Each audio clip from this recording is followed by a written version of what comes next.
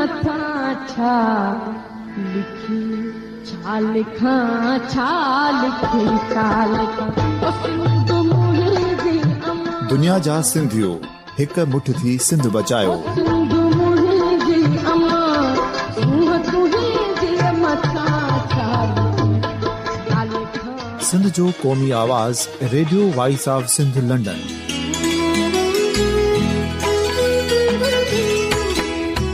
Radio voice of Sindh London पंहिंजी नशरियात में सिंध जी सियासत, समाज, इक़्तिसादियात, तारीख़, क़ौमी उमंगुनि ऐं अख़लाक़ियात मुतलिक़ सिंध जी हक़ीक़ी तर्जुमानी कंदे प्रोग्रामनि खे असराइतो बणाइण लाइ सिंध जे घण घुरनि ऐं धरतीअ सां प्यार कंदड़ अदीबनि, दानिशवरनि, सहाफ़ियुनि, उस्तादनि, वकीलनि ऐं हर तबिके जे मानवारनि सजणनि खे सिंध में शऊरी इनकलाब लाइ सहकार जो सॾु ॾियूं था। अचो त गॾिजी सूफ़ियुनि ऐं संतनि वारी सिंध जो ओज हिकु मुठ थी वरी वापसि आणण वारे सफ़र जा साथारी बणिजऊं।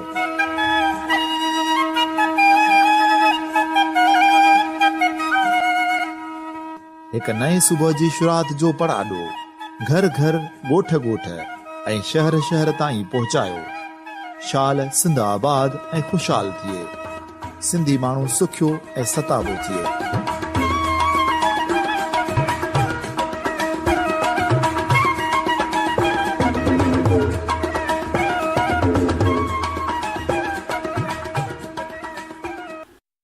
Radio voice of Sindh London तां प्रोग्राम ख़बरुनि जी दुनिया में अहम ख़बरूं, नामवर कालम निगारनि ऐं अहम लेखकनि जा मज़मून ऐं ॿियो घणो कुझु रोज़ानो radio voice of Sindh London तां नशर कयो वेंदो आहे।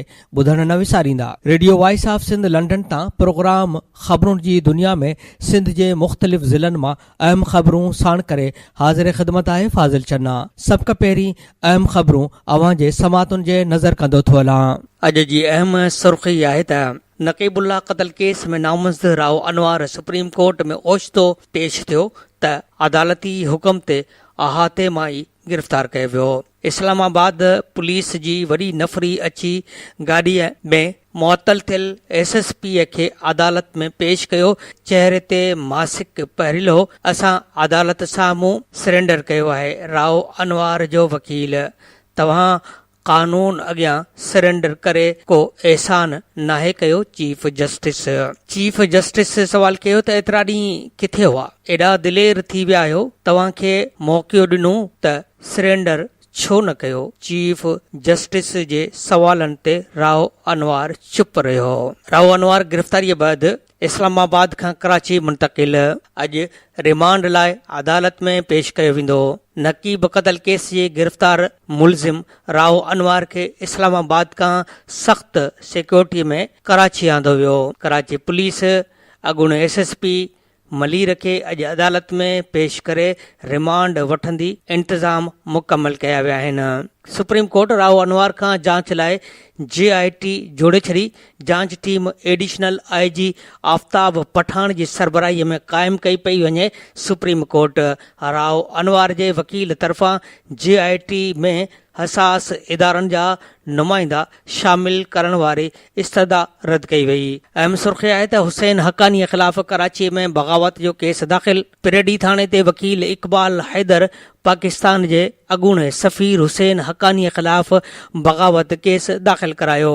अहम सुर्ख़ी आहे त SL में नालनि बाबति जाइज़े वारी कमेटी क़ाइमु कई वई आहे। चीफ जस्टिस साकिब निसार जे सरबराहीअ में 3 रुकनी बेंच मिठी शहर जे सिविल इस्पताल में ॿारनि जे मौत बाबति पाण मुरादो नोटिस केस जी सुनवाई कई। उन मौक़े ते additional advocate general Sindh report पेश कंदे चयो त इस्पताल में मुदख़ारज वैक्सीन जे करे 3 ॿारनि जो मौत थियो आहे। उन ते हुकूमत कार्रवाई कई आहे। सेक्रेटरी उन जी जांच लाइ कमेटी जोड़ी आहे।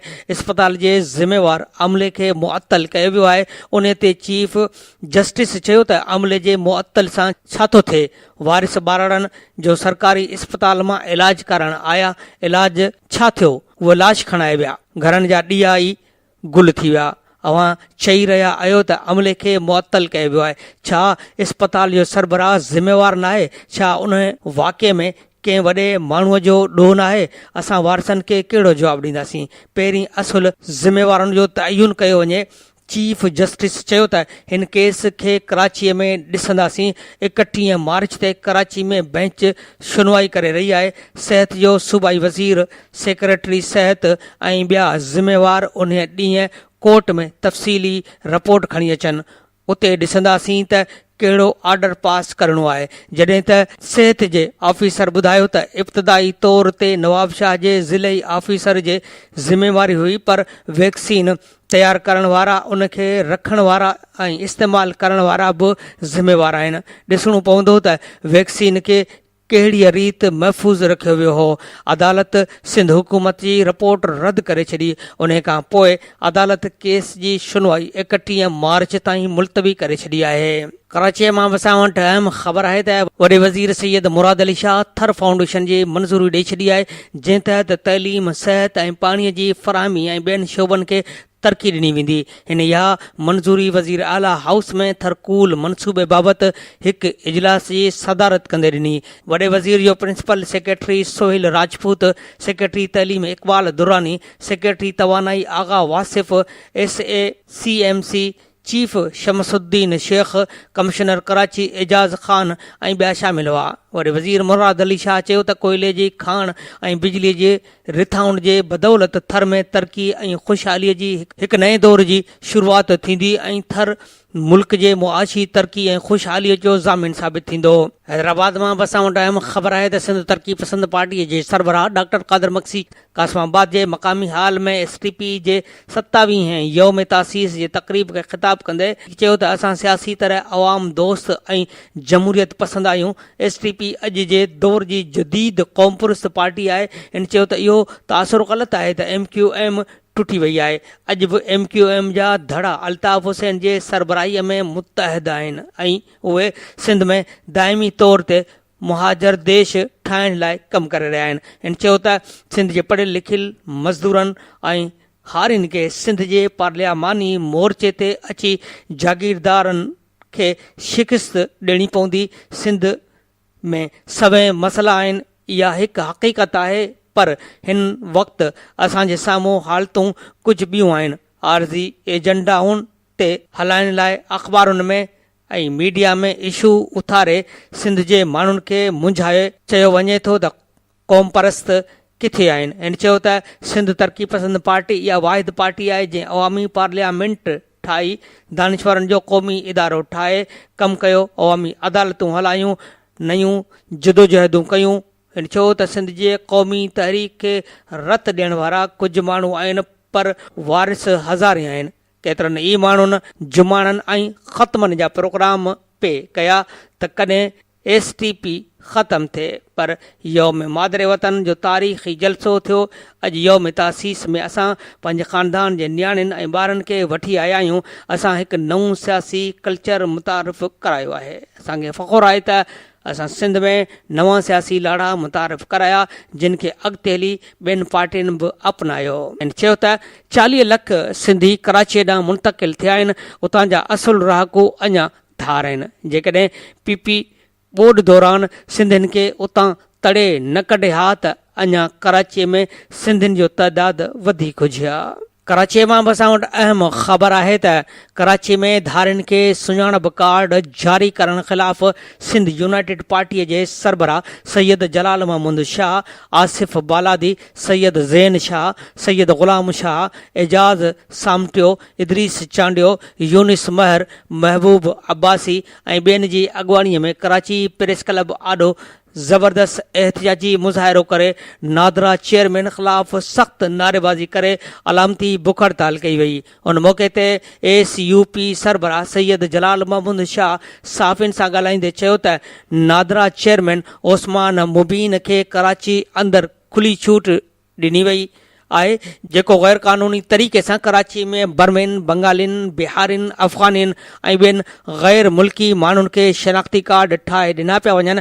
हिन चयो त न सिर्फ़ सेंटरनि ते तेज़ीअ सां परॾेहियुनि खे कार्ड ठाहे ॾियण लाइ नादरा जे अमले ते दबाव विधो पियो वञे, पर परॾेहियुनि खे कार्ड ठाहे ॾियण जी वधीक सहूलियत मुहैया करण लाइ मोबाइल टीमूं जोड़ियूं वयूं आहिनि, जेके गाॾियुनि ते वेही रजिस्ट्रेशन करे रहियूं आहिनि। हिन चयो त नादरा जे सहूलियत सां धारियुनि खे कूड़नि, तस्दीकी सर्टिफिकेटनि ऐं दस्तावेज़नि ज़रिए धारियुनि जी लोध खे हितां जो शहरी बणायो पियो वञे, जंहिंखे हरगिज़ क़बूल न कयो वेंदो। इन चयो त सिंध खे नुक़सान ॾींदड़ अहिड़े कुदे अमल में सिंध हुकूमत पिणु ख़ामोशीअ सां सहूलियतकार बणियल आहे। इन मुतालबो कंदे चयो त सिंध खे नुक़सान ॾींदड़ गैर कानूनी अमल खे हिकदमि रोकियो वञे ऐं नादरा चेयरमैन ते हिकदमि असराइतो क़दम खणी खेनि हटाए सख़्त सज़ा ॾिनी वञे। ॿी सूरत में एहतजाज जो दाइरो वसी कयो वेंदो। कराची में ही ख़बर आहे त वफ़ाक़ी सरकार समूरा कानून लताड़े मुशरफ दौर ऐं उन खां अॻु सुञाणप कार्ड ठहिराईंदड़ समूरनि पनाहगीरनि ऐं संदुनि औलाद खे क़ौमी सुञाणप कार्ड ॾियण जी पॉलिसी ठाहे छॾी आहे। 1971 खां 1975 ताईं पाकिस्तान में रहण जे सबूत वारो शर्त ख़तम थी वियो ऐं नए SOP मूजिबि 2001 खां 13 अंगनि वारो कंप्यूटराइज़्ड कार्ड रखंदड़नि ऐं संदुनि औलाद खे बि आसान दस्तावेज़ ते कार्ड नवां करे ॾियण जो सिलसिलो शुरू कयो वियो आहे। 2001 खां अॻु वारनि कार्डनि जी तजदीद रुगो 50 रुपयनि जे क़समनामे ते कई पई वञे, जॾहिं त बिल्कुलु नओं सुञाणप कार्ड ठहिराइण लाइ कंहिं बि पनाहगीर खे वालिद, वालदा या कंहिं बि रिश्तेदार जे सुञाणप कार्ड ऐं बेफारम ॾियण सां सुञाणप कार्ड मिली सघंदो। अहिड़ियूं आसानियूं ॾियण खां पोइ कराची जे नादरा सेंटरनि ते ॾींहं राति पनाहगीरनि जे सुञाणप कार्ड लाइ रश लॻल आहे ऐं धड़ाधड़ पनाहगीर बंगालियुनि, बर्मियुनि, भारतीयुनि, ईरानियुनि, अफ़गानियुनि ऐं ॿियनि खे सुञाणप कार्ड ठाहे ॾिना पिया वञनि। 2009 में सिंध अंदरि 25 लख पनाहगीर हुआ।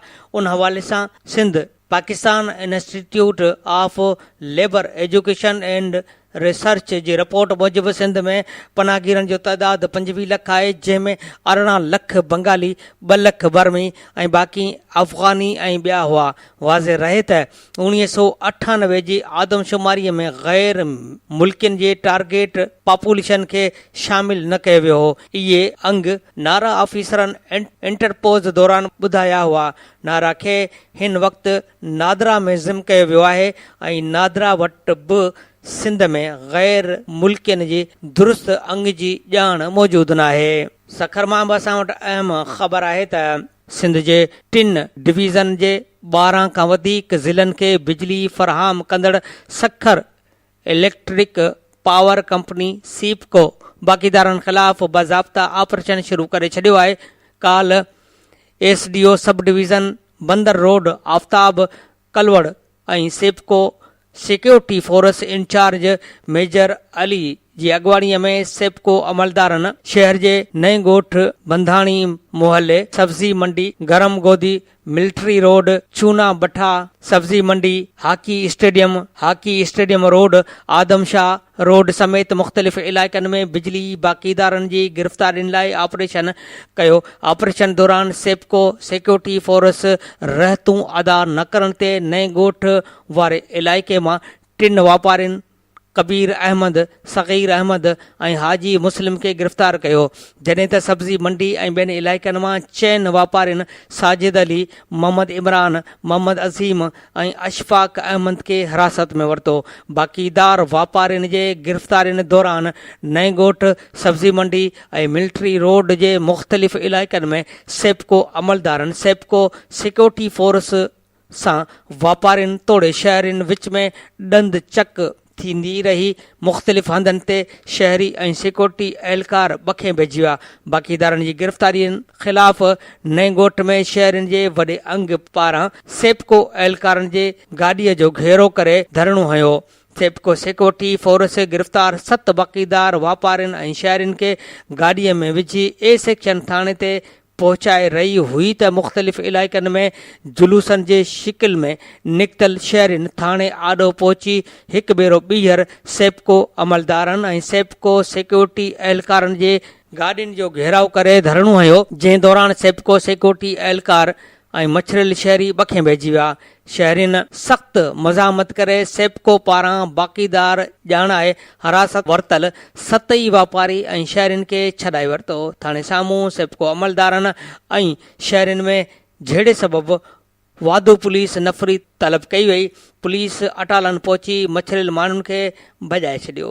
थाणे ते सेप्को अमलदारनि सां ॻाल्हियुनि लाइ आयल वापारी अॻवाननि हाजी शरीफ़ बंधाणी, हाजी ख़िज़र, हाजी मुस्लिम, अब्दुल जब्बार, ज़ाकिर बंधाणी ऐं सेप्को अमलदारनि विच में सख़्त जुमिलनि जी ॾे वठि थी वई। उन मौक़े ते सहाफ़ियुनि सां ॻाल्हाईंदे वापारी अॻवाननि चयो त सेप्को पारां हर महीने हथ सां कराई वेंदड़ बिजली चोरीअ सबबु थींदड़ लाइन लासिस जी पूराईअ लाइ पाबंदीअ सां बिल अदा कंदड़ बिजली वहापेदारनि ॾांहुं हज़ारे रुपयनि जा वाधू बिल उमाणिया वञनि था, जिन जी दुरुस्तगीअ लाइ मुतासिर शहरी महीननि जा महीना सेप्को अमलदारनि जे दफ़्तरनि जा धिका खाइनि था।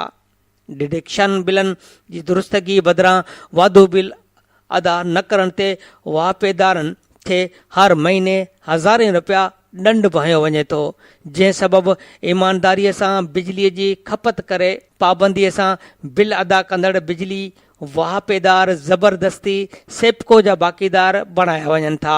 डिडक्शन बिलनि जे इज़ाले बदिरां सेप्को अमलदारनि पारां बाक़ीदारनि ख़िलाफ़ ऑपरेशन बहाने मुअज़्ज़िज़ वापारियुनि ऐं शहरनि जे घरनि ऐं दुकाननि ते धाड़ेलनि जीअं काह करे खेनि ॻिचीअ मां पकड़े तज़लील वारे अंदाज़ में गिरफ़्तार कयो पियो वञे। सेप्को जे अहिड़ी गुंडा गर्दीअ खे कंहिं बि सूरत में बर्दाश्त न कयो वेंदो।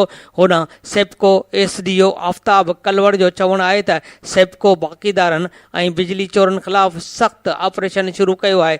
बिजली चोरनि पारां सेप्को जे टीम ते हमला कया विया, जेका दहशतगर्दी आहे। सेप्को अमलदारनि सां झेड़ो कंदड़ वापारियुनि ख़िलाफ़ केस दाख़िल करायो वेंदो। होॾां हद जे A सेक्शन पुलिस मूजिबि राति देर ताईं सेप्को पारां झेड़े जो केस दाख़िल न करायो वियो हो। Radio voice of Sindh London जे प्रोग्राम ख़बरुनि जी दुनिया में अहम ख़बरूं अवां समात फरमाए रहिया आहियो। कुबो सईद मां बि असां वटि अहम ख़बर आहे त कुबो सईद ख़ान वेझो कारां इल्ज़ाम हेठि जवाबदार पिस्टल जा फायर करे नौजवान ज़ाल ऐं सौट खे क़तल करे छॾियो।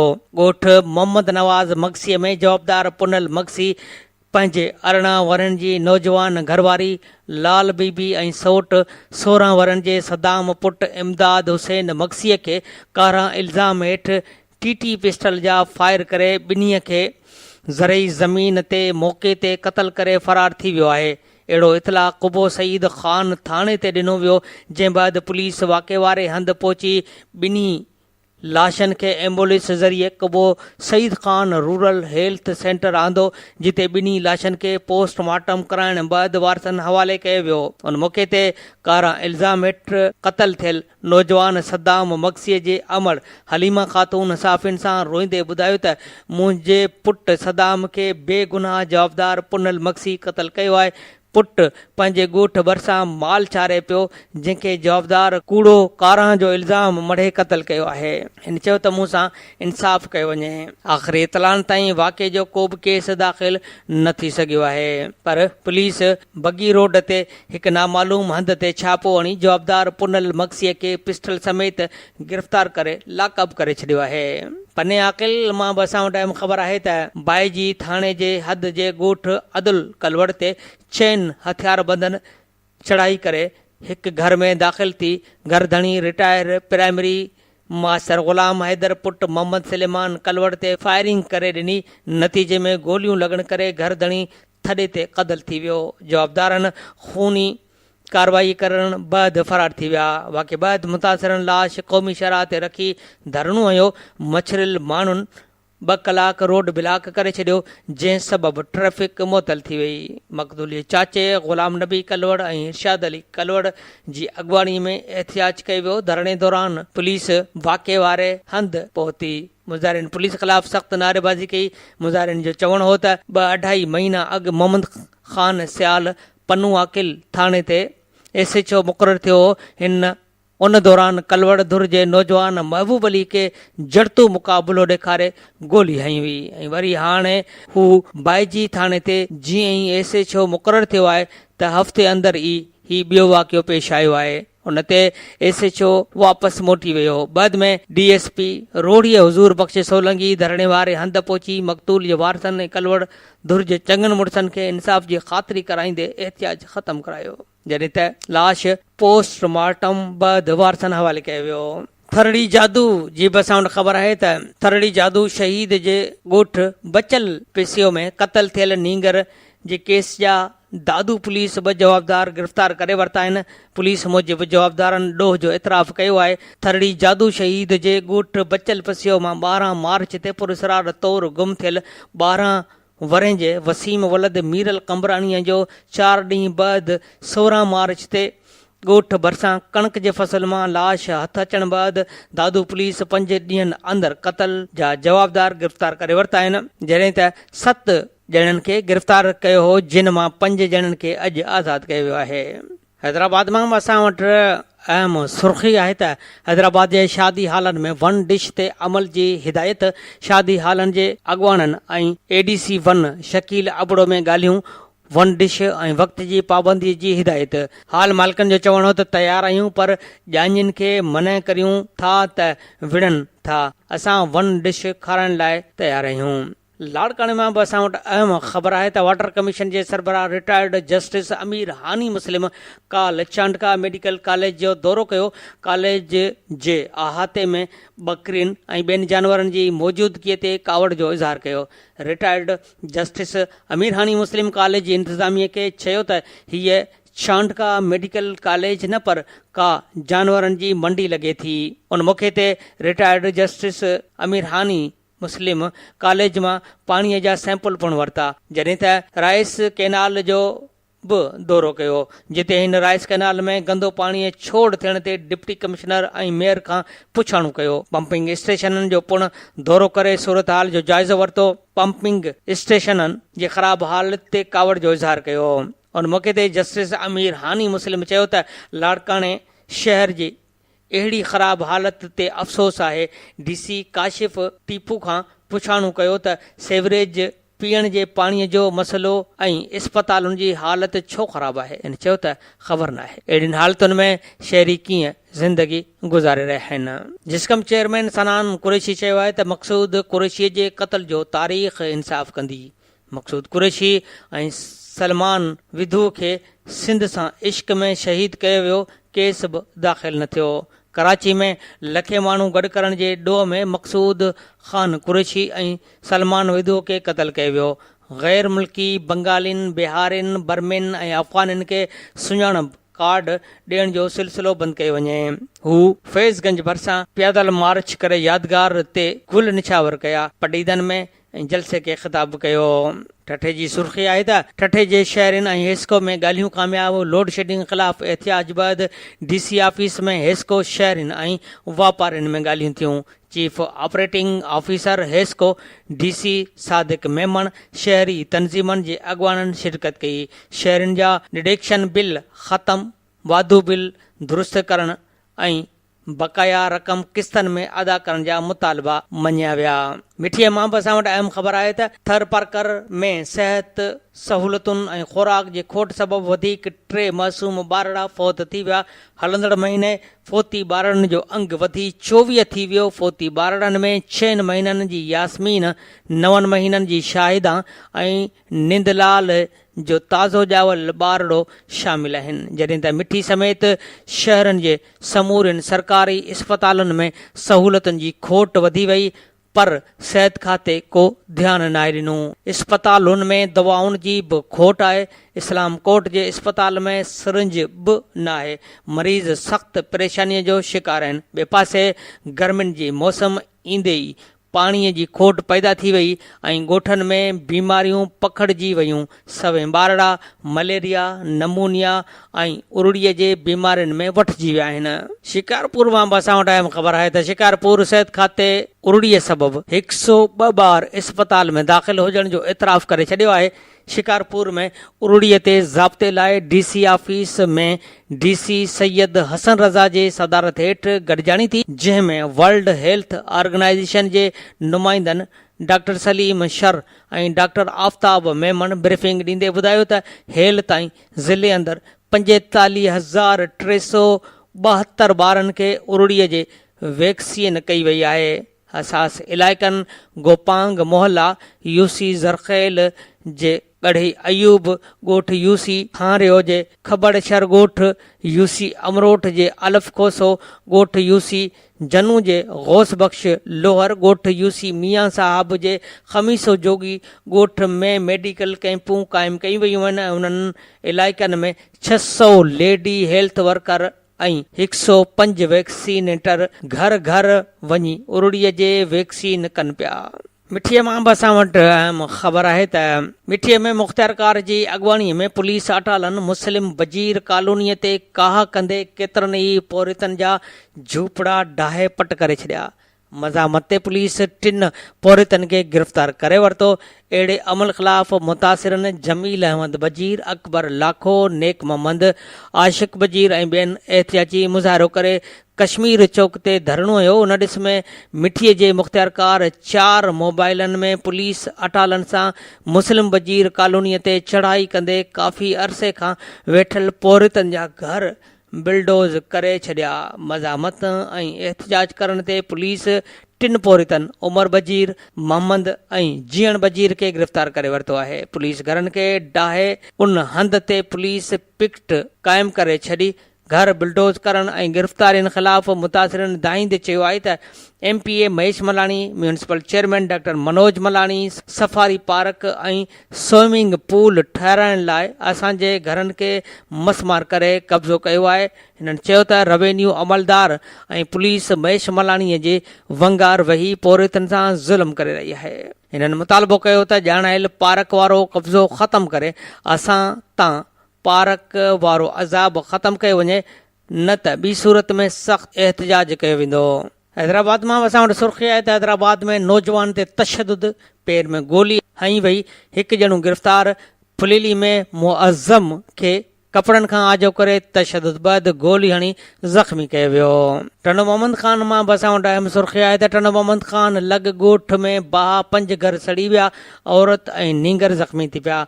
ॻोठ मोहम्मद रही वसाण में विकियो मोहम्मद, कादिर, बशीर ऐं ख़ुदा बख़्श वसाण जा घर सड़ी रख थी विया। कंडियारो जी अहम सुर्ख़ी आहे त कंडियारो में उरड़ी पखड़जी वई, वधीक 2 ॿारड़ियूं फोत, अंग 8 थी वियो। ॻोठ राज मोहम्मद मंगरियो में 2 सालनि जी हफ़ीज़ा ऐं 3 सालनि जी रीमा दम ॾेई छॾियो। कुझु ॾींहंनि में फोत थींदड़ ॿारनि जो अंग 8 थी वियो। केतिरा ई ॿार बीमारी में मुब्तला आहिनि, पर सिहत खाते तरफ़ां अञा ताईं इन तरफ़ को बि ध्यानु न ॾिनो वियो आहे।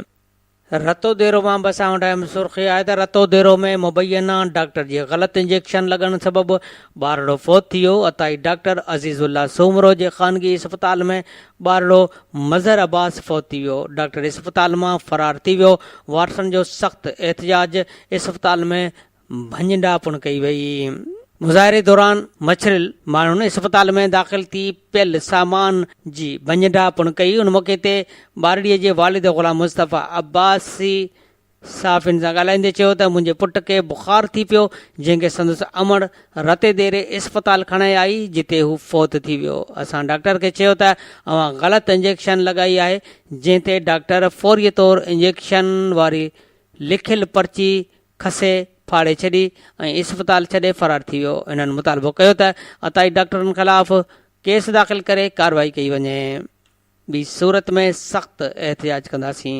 होॾां फ़रार थी वियल अताई डॉक्टर अज़ीज़ुल्ला सूमरो पारां फोत थियल ॿारड़े जे वारसनि सां राजूनी ठाह लाइ कोशिशूं कयूं पियूं वञनि, जेके राति देर ताईं जारी हुयूं। हैदराबाद मां बि असां वटि अहम सुर्ख़ी आहे त हैदराबाद में फुलेली ते कब्ज़े ख़िलाफ़ ऑपरेशन 30 घर डाहे पट कया विया। आपाशी खाते जे अमलदारनि पुलिस सां गॾु वाह वटि ऑपरेशन करे क्रेन मशीन ज़रिए घरनि खे डाहे छॾियो। कार्रवाईअ दौरान शहरी पाण रज़ाकाराणे तौरु पंहिंजा घर डाहे घरेलू सामान कढी पासे ते रखंदा रहिया। घर ॾहण बैदि अजय खां महरूम थी विया आहियूं। हाणे ॿारनि सां गॾु आहियूं केॾांहुं वञूं, रहण लाइ जॻह ॾिनी वञे।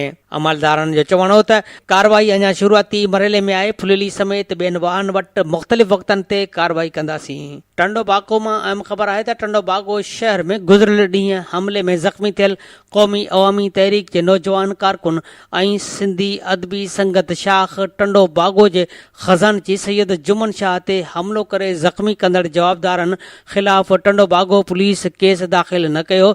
उन सिलसिले में राब्तो करण ते सैयद जुमन शाह मीडिया खे ॿुधायो त चइनि हमले आवरनि मां ॿिनि ज़ैनुल आबदीन शाह ऐं वज़ीर अली पठान खे सुञातो आहे, बाक़ी ॿ नामालूम हुआ। हिन चयो त फेसबुक ते सरकारी मुलाज़िम सहाफ़ियुनि ख़िलाफ़ पोस्ट रखण ते मूं ते टंडो बागो प्रेस क्लब जे सरकारी मुलाज़िम सहाफ़ियुनि इसाक मेमन, ओस्मान राहुकड़ो ऐं जुड़ियल शाह बुखारीअ जे चुरच ते हमिलो कयो वियो आहे। टंडो बागो पुलिस केस दाख़िल नथी करे, जंहिं करे सुभाणे खां पुलिस ख़िलाफ़ क़ौमी अवामी तहरीक पारां एहतिजाज कयो वेंदो। इस्लाम कोर्ट मां बि अहम सुर्ख़ी आहे त इस्लाम कोर्ट में हद दख़लनि ख़िलाफ़ ऑपरेशन शुरू कयो वियो आहे। वापारियुनि एहतिजाज बि कयो आहे। असिस्टेंट कमिश्नर ऐं टाउन चेयरमैन ऑपरेशन कंदे थला छपरा ऐं कुझु दुकान डाहे पट करे छॾिया आहिनि। हिकु तरफ़ कार्रवाई कई वई, शहरियुनि जो चवणो त हिकु तरफ़ी कार्रवाई कई वई आहे। शहर जूं मार्केटूं तबाह कयूं वयूं आहिनि। वापारी अॻवान चयो त बिना इतला जे तामीर थींदड़ दुकान डाहे पट कया विया आहिनि, जंहिंजा काग़ज़ मौजूदु आहिनि। इंतिज़ामिया जो चवणो त रोड सोड़ा थी चुका हुआ, ऑपरेशन बिना फ़र्क़ शुरू कयो, कंहिंसां नाजाइज़ी नाहे कई। टंडो मोहम्मद ख़ान जे बारे में सुर्ख़ी आहे त टंडो मोहम्मद ख़ान मां खंबियल ॿिनि ॼणनि मां ज़ाहिद जिसकानी घर पहुतो। ज़ाहिद खे अणॼातल अहलकारनि हैदराबाद रोड ते छॾे ॾिनो। ॿीजल सिंधीअ जे पुट जो पतो न पियो। मुख़्तलिफ़ तंज़ीमनि जे अॻवाननि ऐं कारकुननि पारां टंडो मोहम्मद ख़ान प्रेस क्लब आॾो एहतियाती मुज़ाहिरो कयो वियो। ओॾां ॿिए तरफ़ टंडो मोहम्मद ख़ान मां जिस्कम जे अॻवान सूफ़ी हामिद ऐं ॿियनि क़ौमी कारकुननि जे खंबे खणी गुम करण जे ख़िलाफ़ जिसाफ़ बशीर ग्रुप तरफ़ां टंडो मोहम्मद ख़ान में इबरार कोरे जो मामा साजिद भट्टी, सिकंदर फलकारो, जिस्कम अॻवान ज़हूर हालेपोटो, इनायत कुंभार, जिस्कम आरिसर जे शाह फहद भट्टी ऐं ॿियनि जी अॻवानीअ में प्रेस क्लब आॾो एहतियाती मुज़ाहिरो करे नारेबाज़ी कई वई। मुज़ाहिरे में शामिल अॻवाननि ख़िताब कंदे चयो त कारकुननि ख़िलाफ़ बिना कंहिं सबबु ऑपरेशन शुरू कयो वियो आहे। अॻवाननि ऐं कारकुननि खे खंबे खणी गुम करे खेनि तशदुद जो निशानो बणायो पियो वञे ऐं मथां टार्चर कयो पियो वञे, जंहिं करे संदन हयातियुनि खे ख़तरो आहे। गिरफ़्तार कयल अॻवान कारकुन खे फौरी तौरु आज़ादु कयो वञे, ॿी सूरत में सख़्तु एहतिजाज कयो वेंदो।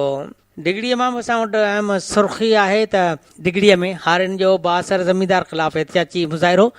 वॾेरो अब्दुल बारी ऐं अब्दुल हादी घर ख़ाली करण लाइ धमकाइनि पिया। दारशी कोहली चयो त सालनि खां सरकारी पड ते वेठा आहियूं, वॾेरो असांखे दर बदर करण जी कोशिशि करे रहियो आहे।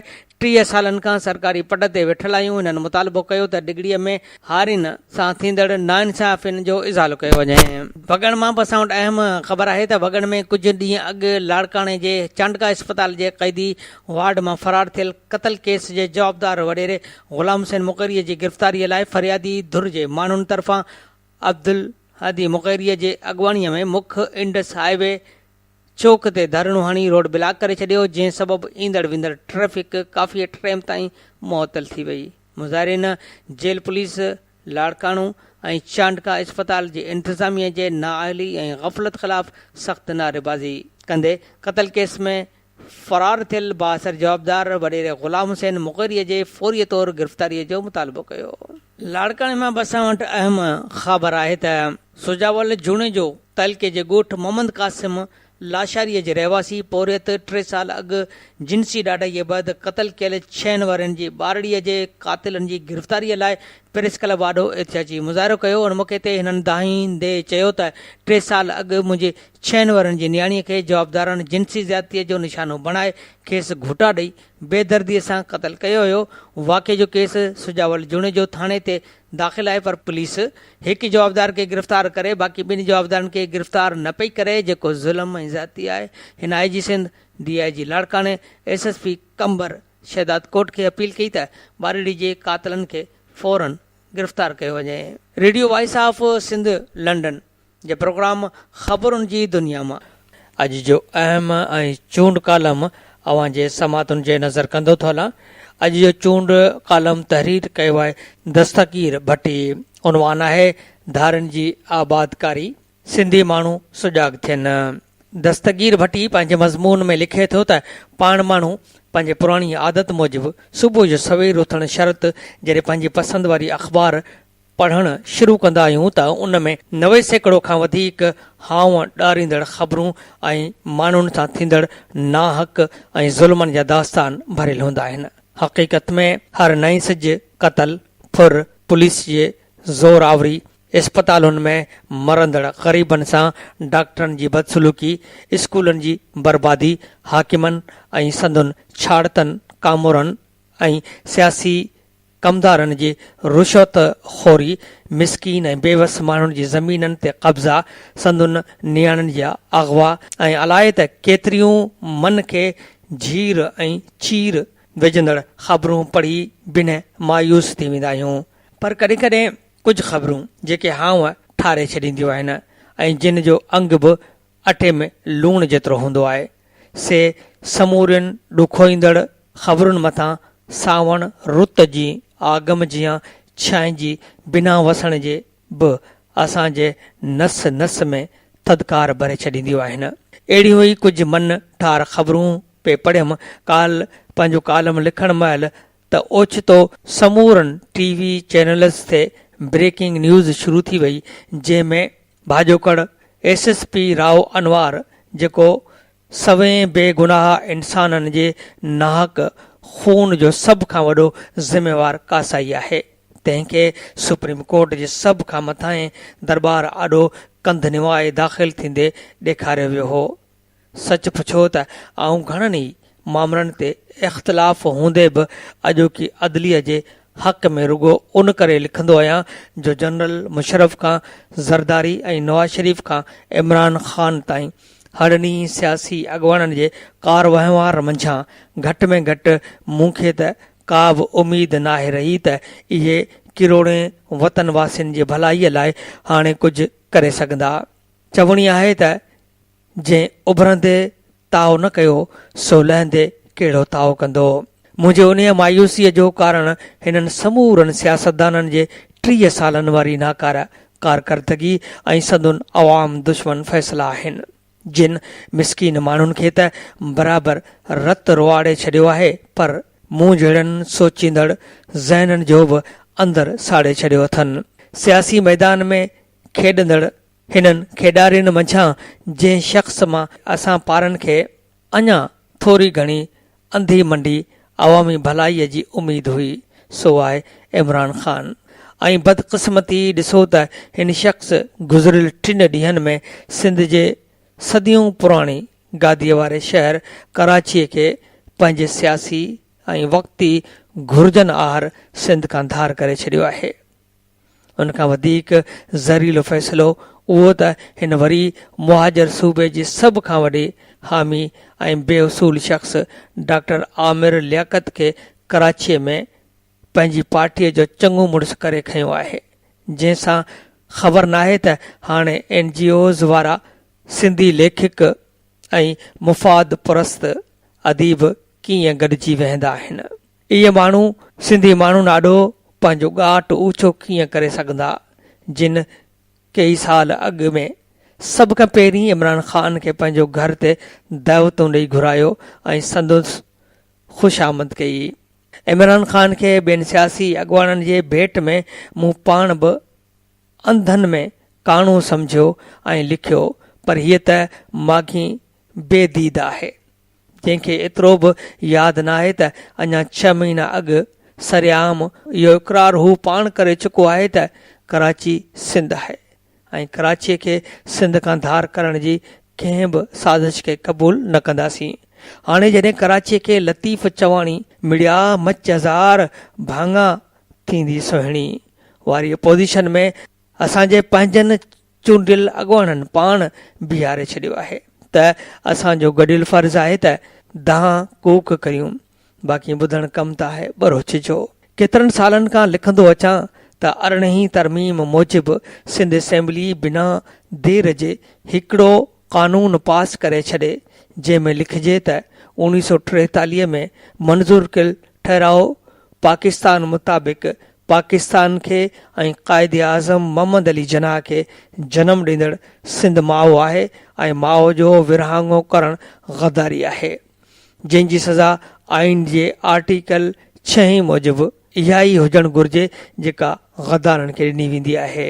अवां अहिड़ो अंधेर किथे ॿुधो न की सो हूंदो त कंहिं बि क़ौम या वतन जा हुक्मरान पंहिंजे धरतीअ जो इंच इंच बचाइण बदिरां रुगो खपाईंदा रहनि, छो त हिकिड़ो जाहिल मुतलिक़ जनरल ज़िया खेनि सेखारे वियो आहे त सियाचन जबल ते रुगो बर्फ़ आहे ऐं जिते गाह बि कोन थो पोखे सघिजे उन जबल ते जेकॾहिं दुश्मन कब्ज़ो करे वठनि त कहिड़ो छियो रसंदो।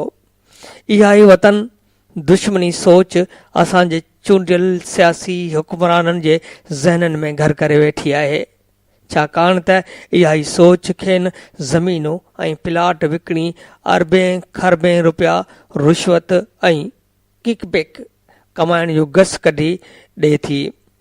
पढ़ंदड़नि खे यादि ॾियारींदो हलां त ताज़ो लाहौर में बि जेके आला सरकारी अमलदार गिरफ़्तार थिया आहिनि तिन में अहद चीमा ऐं लाहौर डेवलपमेंट अथॉरिटीअ जा ऑफिसर शामिल आहिनि, जॾहिं त अहद चीमा जी ज़ाल जे नाले ते बि क़ीमती प्लाट पकड़िया विया आहिनि। इहे सभु ऑफिसर ऐं संदुनि घर भाती अॻूणे वज़ीर आज़म मियां नवाज़ शरीफ़ ऐं संदसि भाउ शहबाज़ शरीफ़ जे मिल्कियतुनि खे लिकाइण ख़ातिर पंहिंजा ऐं पंहिंजनि साथियुनि जा नाला ॾींदा हुआ। असां वटि सिंध में बि वॾी हाक आहे त अधो अधु शुगर मिलनि जो मालिक फलाणो शख़्स आहे, पर रिकॉर्ड जी जांच करे ॾिसो त संदसि नालो पाठ ते बि न आहे। सभु मिल्कियतूं मिटनि माइटनि नौकरनि चाकरनि मुंशियनि मैनेजरनि ऐं कब्ज़ माफ़िया वारनि किरदारनि जे नाले ते ठाहियूं अथनि, जेके हाणे आला अदालती वकड़ जे पकड़ में ॼण त फाथा।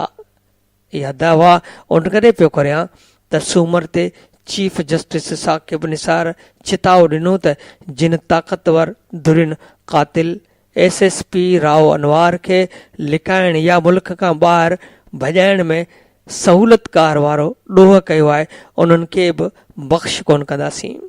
उन हिकिड़ी वार्निंग हमरान जा ॾढर डरा करे छॾिया आहिनि। काल राव अनवार खे पाण पंहिंजनि हथनि सां अदालत आॾो हाज़िर करे छॾियाऊं त जीअं सुभाणे हीअ फिल्म संदुनि ॻिछीअ में न पवे। राव अनवार खे पनाह ॾींदड़ ऐं अदालती हुकुमनि जे भंजकड़ी कंदड़ धुरिन सदाई हिन मुल्क में कानून जे अखियुनि ते पटो चाढ़े पैसे ऐं पावर जे ज़ोर ते ज़ुल्म ज़ोरावी ऐं कब्ज़ा माफ़िया वारो किरदारु अदा करे किरोड़े वतन वासियुनि खे बुख बदहाली बीमारियुनि ऐं जहालत जे उंधाइनि में धिकियो आहे। मूंखे पंहिंजे लिखनि ते फ़ख़ुरु आहे त आऊं सदाई नई टहीअ में पैदा थियल शऊर इलेक्ट्रॉनिक प्रिंट ऐं सोशल मीडिया वसीले मालूमात जी तलवार जहिड़ी तिखी ऐं तेज़ रफ़्तार रसाईअ मां पुरो उमीद रहियो आहियां ऐं पंहिंजी उमीदुनि ऐं आसनि खे पढ़ंदड़नि सां वंडे विरछे मंझंदि हौसलो पैदा कयो अथमि। अॻे ईअं हुयासि जो राव अनवार जहिड़ा वहशी पर सगारा पुलिस ऑफिसर मालिकनि जे पुठभराईअ सां कानून जी लताड़ करे कंहिंखे झलो ई न ॾींदा हुआ, पर हाणे ईअं थियासि जो रेड वारंट निकिरण खां पोइ अॻूणो फ़ौजी सालार जनरल मुशरफ जहिड़ो तवंगर बि वतन वापसि वरण जा सांभा पियो करे।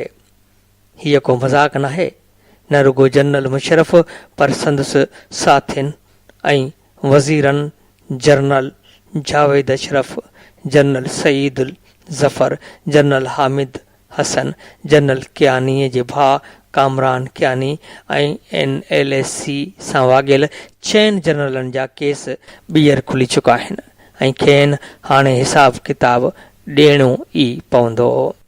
मुंहिंजे अॼोके कालम जो असुलु मौज़ू त हो सिंध में धारनि जी वधंदड़ आबादकारी ऐं खेनि ग़ैर क़ानूनी तरीक़े सां मिलंदड़ सुञाणप कार्ड, क़ौमियत ऐं दाइमी रिहाइश वारा सर्टिफिकेट PRC, जिन मूजिबि अहिड़ा ख़ानदान जिन खे सिंध में आहे अञा जुमूं 8 ॾींहं बि कोन थिया आहिनि, तिन खे बि नादराजा बाख़्तियार तअसुबी कामोरा फ़क़ति 50 रुपयनि जे हलफ़नामे एफिडेविट एवज़ सिंध जो दाइमी रहाकू डिक्लेयर कंदे दस्तूर क़ानून, आइनी पाबंदी ऐं आलमी क़ाइदनि क़ानूननि जी खुलियल भञकड़ी करे रहिया आहिनि।